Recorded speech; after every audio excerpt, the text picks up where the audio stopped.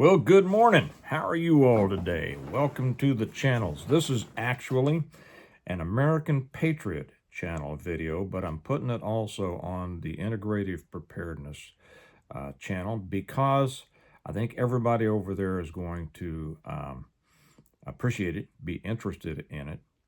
But I want to invite you to come over to the American Patriot channel if you are interested in these kinds of things, because there's some funny business going on over on the Integrative Preparedness channel. And one of the reasons that I started the American Patriot channel was just to have a backup, but also to cover those political things and those things that aren't necessarily aligned with or directly aligned with preparedness. I know a lot of preparedness channels fill their stuff with political stuff, and sometimes we do too. But the two are separate in many ways, and so that's why I keep them separate. So if you haven't joined us over on the American Patriot channel yet, the link's down below. Come over, please. It's growing. It's growing like wildfire, and that is great. What I want to talk about today is the fact that it is the cities that are destroying the country. Right? Okay. I'm going to explain why. Many of you think you know why, but I'm going to talk about it, and I'm going to give a solution for it. The cities have always been, well, let me start off with this. 7th District, Tennessee, last night. Matt Van Epps beat that commie down there. And some people are, the woman that says she wants to do away with the police, and she hates everything about Nashville, and she hates country music. She's running in the Nashville district, right? But she hates Nashville and country music and all that. And Kelly asked me, she says, well, why is she running if she hates all that stuff? And the answer is very simply because they want to destroy the things they hate. And the way they do it is politically. Sadly, there's too many people on our side who aren't involved, who are just too damned lazy to get involved politically. But the commies do. They get involved politically. That's how they gain their power, and they keep at it. Now, I've seen a couple of headlines on channels saying this is a win. The fact that Matt Van Epp beat this commie. The funny thing, this guy, he was, I think he was a chopper pilot with the 160th SOAR, the Special Operations Aviation Regiment. Is that not? I believe that's right. Anyway, this is a top tier guy, and she's a commie.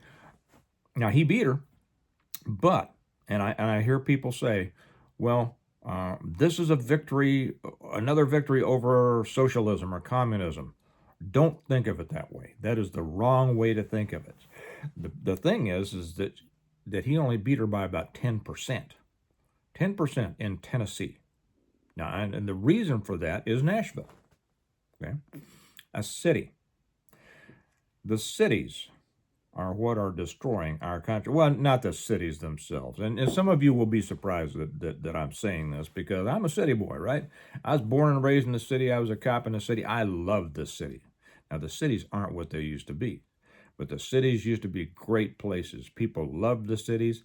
People came to cities for their entertainment, and the bright lights, and the great restaurants, and the excitement, and all that kind of stuff.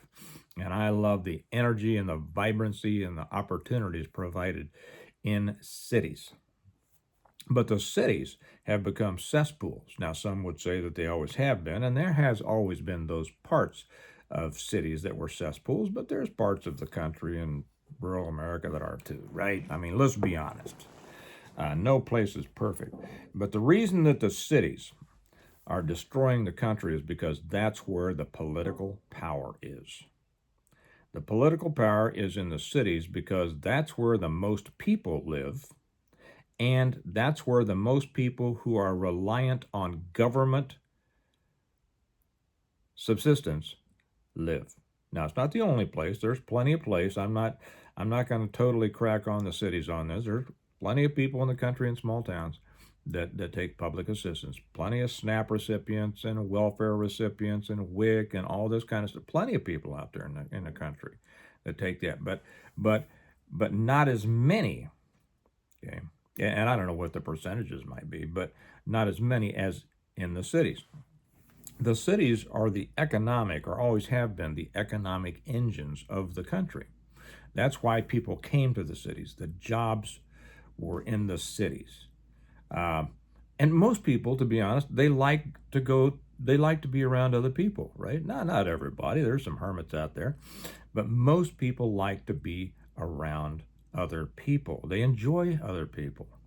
And that's why people come together to live in cities. First off was safety. They come to I mean, the cities have always been the economic engines of every country, every empire that there's ever been.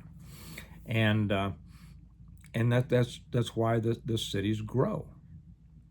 Well, the more people you have, the more easily they are to control to an extent.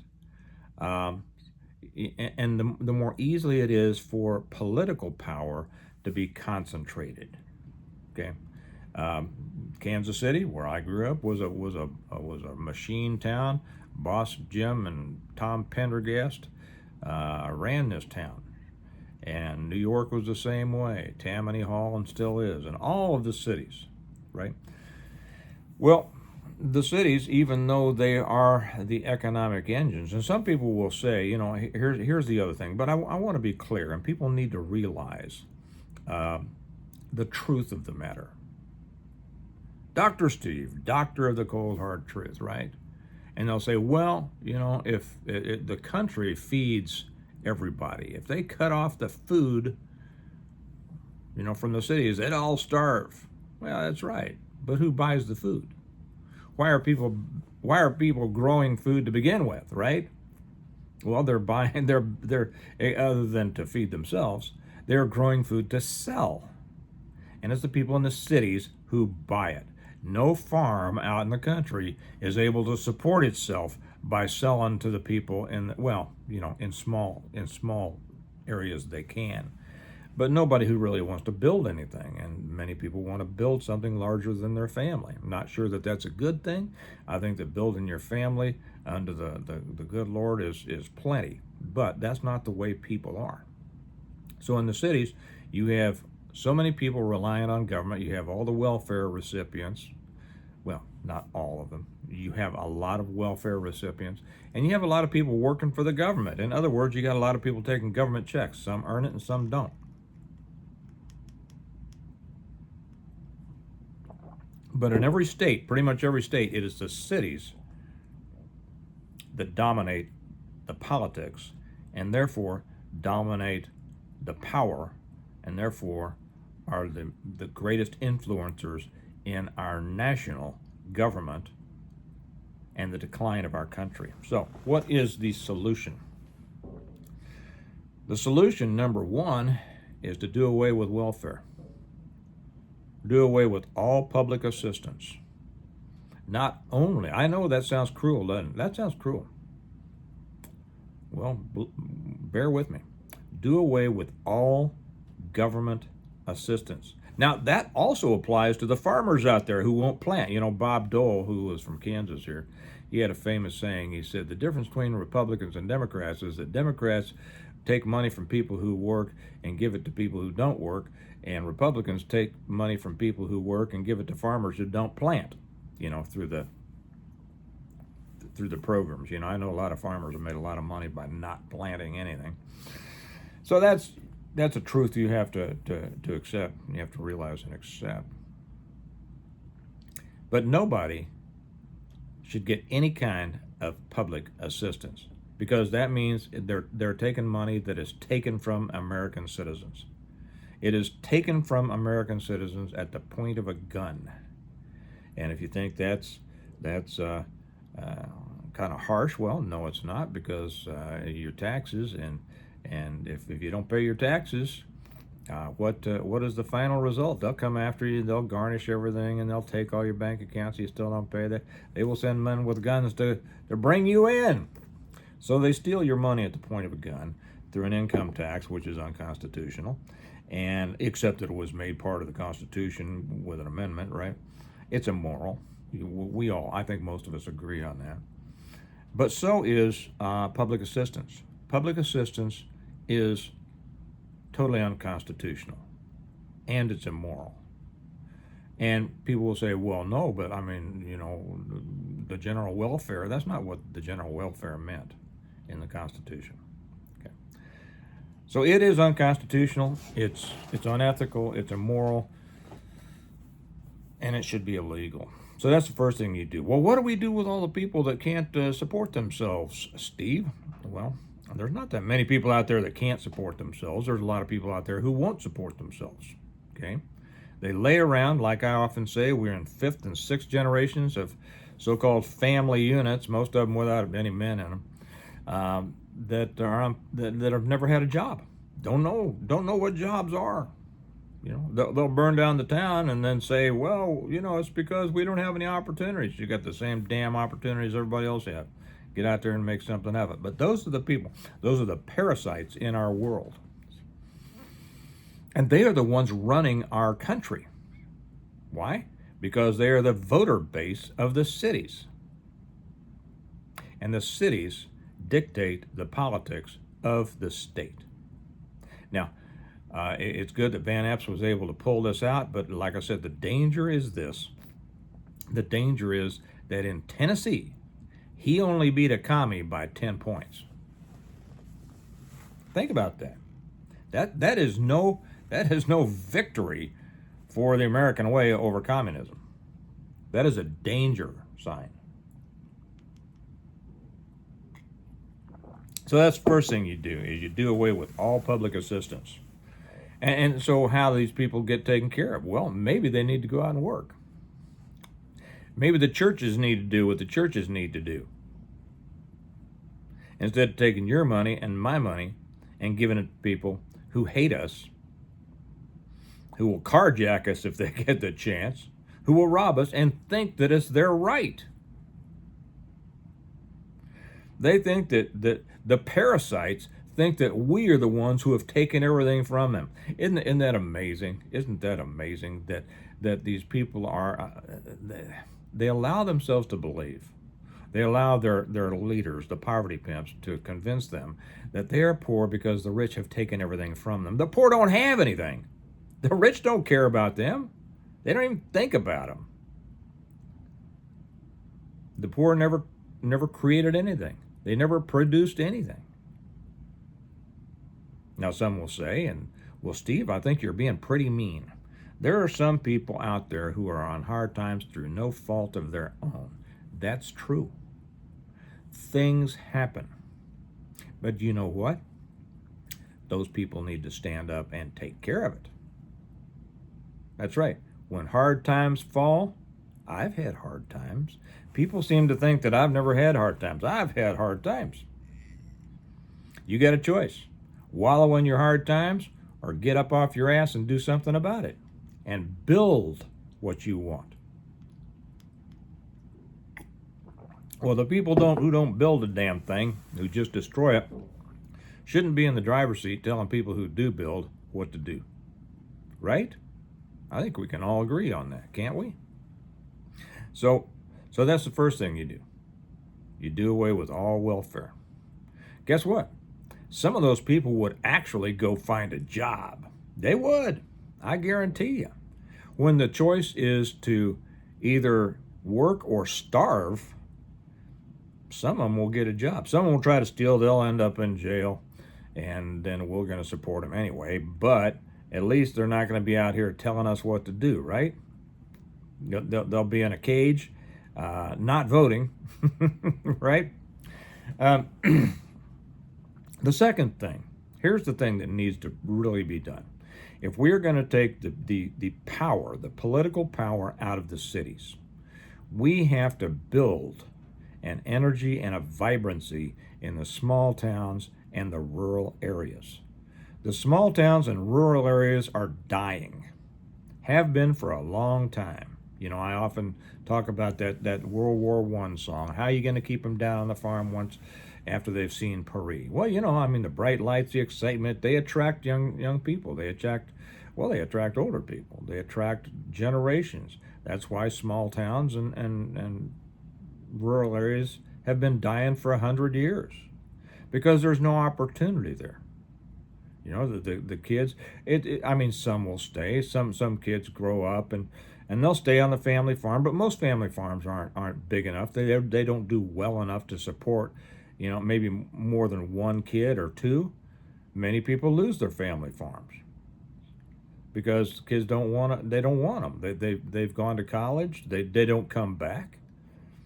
They go off and do their jobs, and they live in cities. And they live in cities after they've been indoctrinated 4 years in a university, and now they're all a bunch of libs. Why would anyone want to stay in a situation to where there's no opportunity? I mean, really. Now, a lot of us talk about, we like the slower life. We like, I don't live in a small town or rural area. I love it in the suburbs. But there's a lot of people out there, they love it in the small towns, the slower pace, the, all this kind of stuff. Most of them are older. I mean, the average age in the smaller towns and rural areas is a lot higher than in the cities because they're losing their generations. How do they stop losing generations? They need to increase their opportunities. Now, the only areas, there are some areas out there, rural areas and small towns that are growing. You know why? Because people from California and New York are moving into them.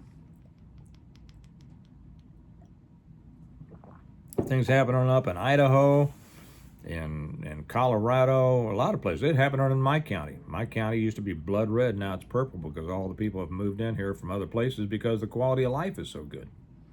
And they come here, and then they start voting Democrat. Okay, well, back to about fixing it. The rural areas and small towns have to build themselves back. And many don't want to. Well, I don't want people coming in here from out of town and messing my life. Well, I get it. I get it. But that's the only thing that's going to save your town or your area. I was talking to a guy that I know that owns a business in Clinton, Missouri. I says, and I love Clinton, Missouri. Uh, It's where my favorite pizza place is, Pizza Glen. If you're ever going through Clinton, Missouri, make sure that you stop at Pizza Glen. It is the best pizza you'll ever have. I tell people that they ought to invent a new word for it so that it won't be confused with other things that people call pizza. I like it so much I even put it in one of my books. But I was talking to the owner. I says, "How's everything going here in Clinton?" He says, "Oh gosh," he says, "crime's up. A lot of that's from drugs." Um, Said they had a couple of murders last year. Never had that before. And he says, we need industry. We need an infusion of money. And a lot of times a plant will come in around a small town. It could be a Tyson plant. It could be a hog operation, a chicken operation. It could be a battery up here in DeSoto, Kansas. We're putting a battery plant. I forget who's putting that. Panasonic, I think. So a lot of times these plants will come in, and all of a sudden there's a lot of jobs available, right? So everybody goes and works at the plant. Well, it kind of is the same as the old company town, right? Now everybody's dependent on that plant. And if that plant cuts back, everybody's screwed. And you can't do that. You have to be diversified. Smaller towns need to build their economic base with good people and diversification. And when you do that, you're not going to lose your next generations. There are going to be, they might go off to the city for a concert or something like that. But if you can build a community where there's a future for them, they won't leave as much. Some will. So some will move to the city, some will join the service, some will, you always have that. You always have attrition. But you will always also attract other people to your area, good people. You can't let them come in and take over. And there's ways to do that. And that is by having a strong central core community to begin with. But you won't lose as many people, and you'll attract people from the outside. That's the only way that we fix this. It really, I mean, short of the internal war, which I think is coming. I don't think this is actually going. I don't think people will do what I'm saying, but I had to say it because this is the only way. Cities are killing the country. You know, the old story about how political power was gained. You know, back in the last wave of my ancestors came from Ireland during the famine, and that's when the Irish became political powers here, and it was the 1840s. And the way they did it is half of them they came over without a farthing to their name, you know, without a potato, and arrived, couldn't speak the English, half of them barefoot, and just horrible situation. And they'd been starving for years over in Ireland. And so they finally get those who survived the trip on the coffin ships, as they were called, because so many people died on them. Those who ended up landing in New York or Boston or wherever, you know, they get off the boat and they don't know what in the world they're going to do. They don't know what they're going to do. They just know they're not in Ireland anymore. And all of a sudden, here's this guy dressed up nice and fancy, and he's saying, "Come over here, all you people. All right, I've got a job for you starting tomorrow, and here's what it pays, and I've got a place for you to live, and here's the address, and you go there, and we're going to send some food to you and all your kids, and my name's O'Malley, and when I run for city council or mayor or whatever like that, you vote for me." Or it could be, you know, O'Malley may be working for Mahoney. You vote for Mahoney. That's how they got their political power. You have to deal with reality. You can't build a future on hopes and wishes and damn it, what's happened to this country.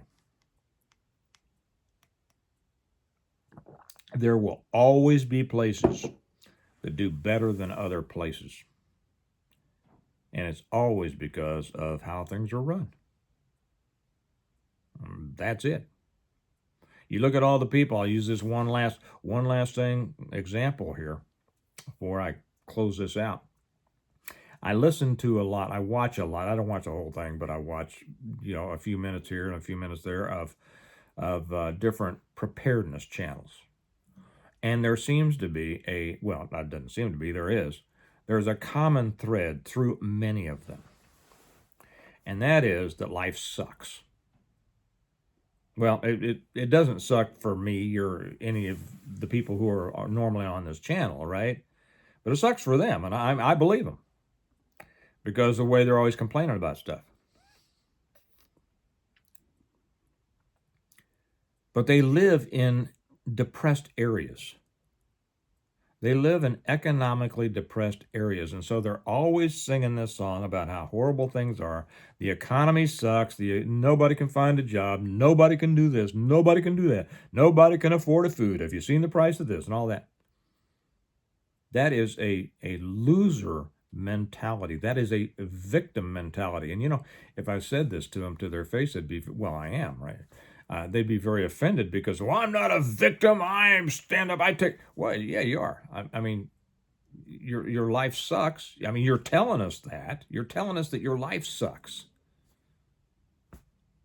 How is that not a victim?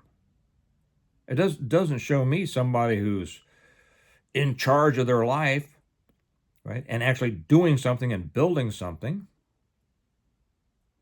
So there will always be those places. If you live in an economically depressed area, either move or do something about it. Start a business, for crying out loud. People say, oh, the minimum wage is this. Nobody makes more than $10 an hour, $12 an hour around here. Well, then start a business. If that's how cheap labor is, you can afford to hire a couple people, but go out and do it on your own. Get your pickup truck, throw a rake in the back of it, go to the suburbs, and rake leaves for people, they will pay you buku bucks. I have a nephew who started a lawn business. All he has time to do is pick up people's leaves, take them to the dump, go pick up more leaves. He is busy all the time, making money hand over fist. You know what he's not? He's not a victim. He's an example of what the American spirit is, and more people used to have it. And if you don't have it and your life's failing, go look in a mirror. You'll see whose fault it is. But this is why American cities are destroying America. Do I have a lot of hope that things are going to change? Not really. But I had to say it because this is the problem. And the solution that I gave is the solution. So take it for what you will. Today, I should have said this at the beginning, but I didn't. I'm drinking out of one of our most popular mugs, and it is from 2 Chronicles 7:14, and it has something to do with what I'm talking about. If my people who are called by my name will humble themselves and pray and seek my face and turn from their wicked ways, then I will hear from heaven and I will forgive their sin and will heal their land, right? God first. Now, some people will say, because they don't know any better, yes, those cities are dens of iniquity. Well, they are. But so are small towns, for crying out loud. And the country. I used to be a deputy sheriff I was a marshal of a small town for a while because they contracted through the sheriff's department. And I rode some county districts. I didn't really like it, but most of the time I rode city districts. And I know what goes on in small towns. So it ain't just the cities. But the cities are destroying the country. So, can you do anything about it? Well, that's up to you. Are you going to try to do anything about it? Well, that's also up to you. But remember that you're in charge. You are responsible for how your life is going, nobody else.